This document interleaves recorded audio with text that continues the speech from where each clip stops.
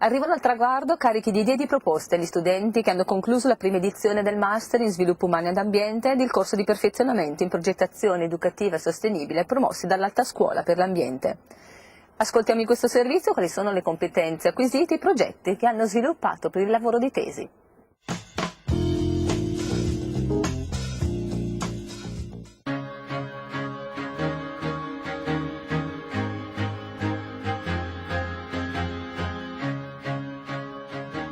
Professor Zoboli, oggi 40 studenti riceveranno il diploma dall'Alta Scuola per l'Ambiente. Qual è la formazione che hanno ricevuto?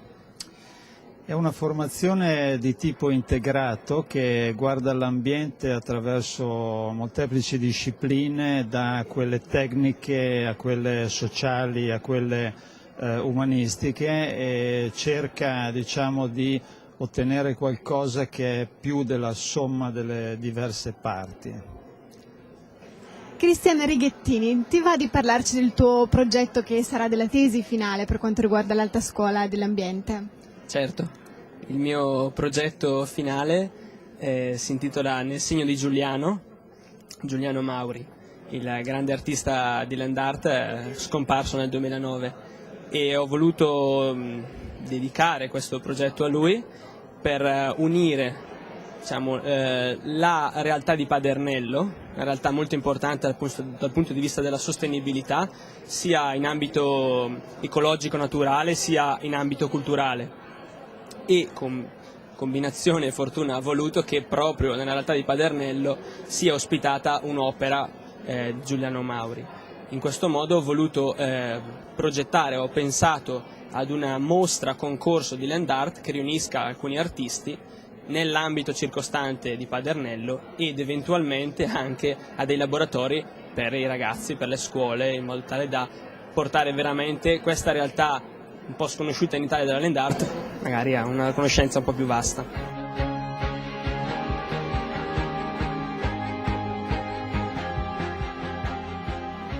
Lucia Dal Negro, di che cosa parla il tuo progetto? Sì, allora la mia teoria che ho sviluppato durante un tirocinio a Wuppertal presso il centro di ricerca sul consumo sostenibile parla di strategie di marketing per le multinazionali che intendono commerciare con i paesi in via di sviluppo. Il tutto prende ispirazione da una teoria chiamata Bottom of the Pyramid, che è stata elaborata nel 2003 e appunto prova a tenere in considerazione non soltanto aspetti commerciali ma anche aspetti di impatto ambientale in questi grossi scambi internazionali di beni e servizi. E è stato appunto un approfondimento su questa teoria.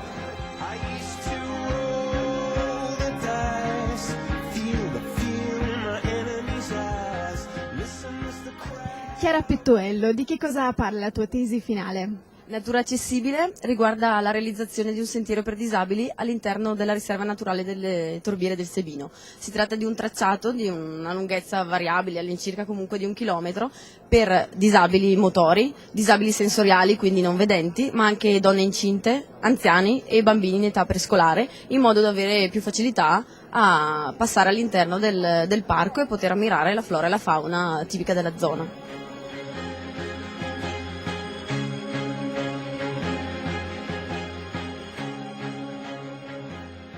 Elisabetta Bonomini, su che cosa hai elaborato il tuo progetto finale?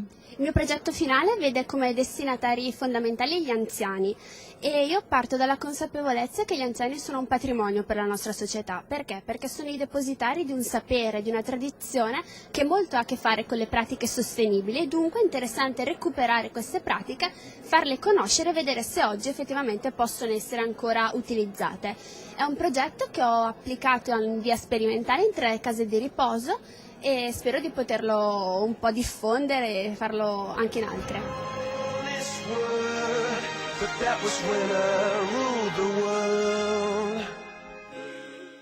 Nuovi servizi di psicologia per la scuola sono stati attivati nella sede di Brescia dell'Università Cattolica per proporre consulenze, corsi di formazione, interventi educativi e riabilitativi a studenti, genitori, ma anche educatori ed insegnanti e dirigenti scolastici che si trovano quotidianamente di fronte a difficoltà scolastiche di varia natura. Vediamo il servizio.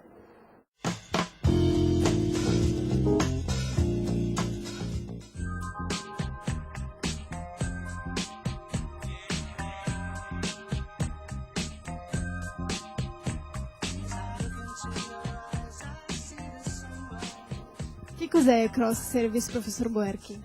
Allora, il CROSS è un centro di ricerca che si occupa di orientamento ormai da più di 15 anni e fin dall'inizio è stato presente anche nella sede di Brescia. Si occupa di ricerca ma anche ha un suo servizio che fa orientamento soprattutto scolastico con ragazzi delle medie e delle superiori, quindi delle scuole secondarie, ed anche con gli adulti. La sua specificità però riguarda gli studenti appunto di medie superiori, per le quali ha sviluppato nel tempo anche degli strumenti, dei test, dei questionari psicodiagnostici. Oltre a questo ha affiancato una grossa attività di formazione per in particolare gli insegnanti e consulenti d'orientamento, che è una tradizione anche quella ormai che supera la decina d'anni.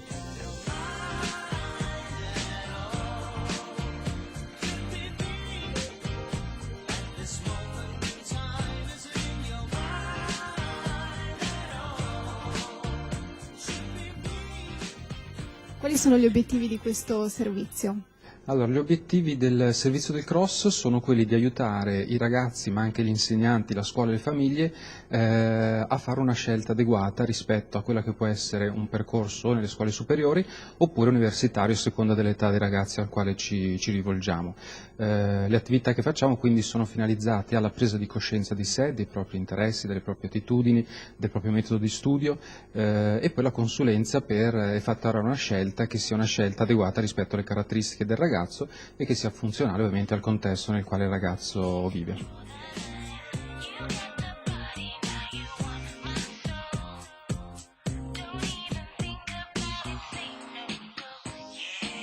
E ora vi proponiamo la testimonianza di Ilaria, che dopo aver frequentato il Master in Marketing per le imprese di arte e spettacolo ha trovato lavoro in un'importante agenzia di spettacolo, appunto.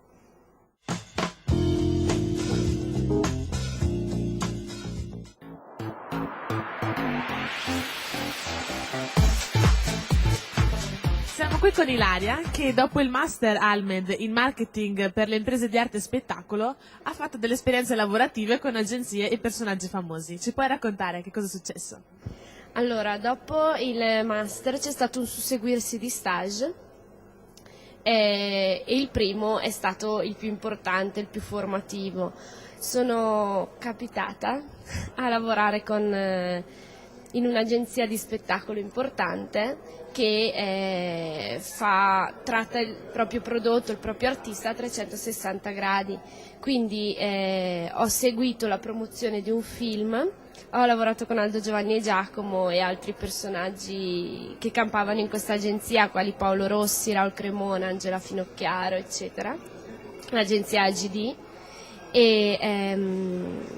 E quindi lì mi sono formata tanto, comunque applicato degli insegnamenti appresi al master e mi sono messa in gioco. Dopo di questo ho fatto un'esperienza in una casa di produzione cinematografica e lì è stata un'esperienza diversa, però dai, non buttiamola proprio via. Anche perché la mia ambizione è diventare agente di spettacolo, quindi penso che l'ho vissuta non troppo bene proprio per questo, perché non era quello che volevo fare nella vita, che voglio fare da grande. Mi è arrivata tra capo e collo una telefonata importante da un personaggio completo, diciamo, e lì mi sono ritrovata con un contratto a fare l'assistente a questa persona, collaborando con la sua agenzia e con tutto quello che è il suo calendario, insomma.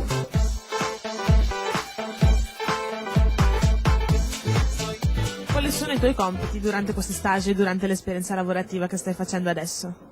Allora, durante gli stage, ovviamente da stagista le responsabilità sono minime, comunque consiglio a tutti quelli che si trovano a fare uno stage di mettersi in gioco, di non aver paura, non aver vergogna, dire sempre quello che si pensa ed essere propositivi.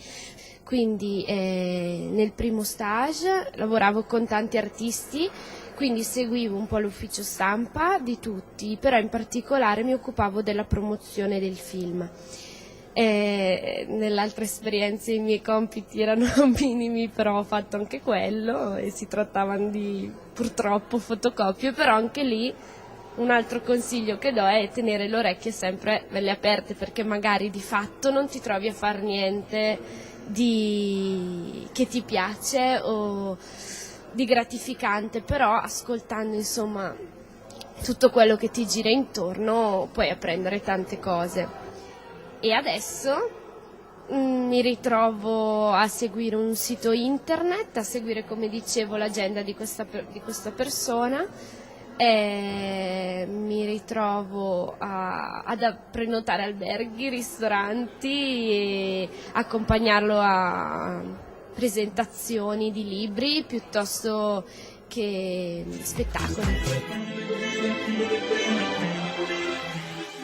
Da Via Trieste anche per questa puntata è tutto, vi do appuntamento la prossima settimana. Per chi volesse rivedere i nostri servizi sono consultabili su UCAT. Grazie per essere stati con noi.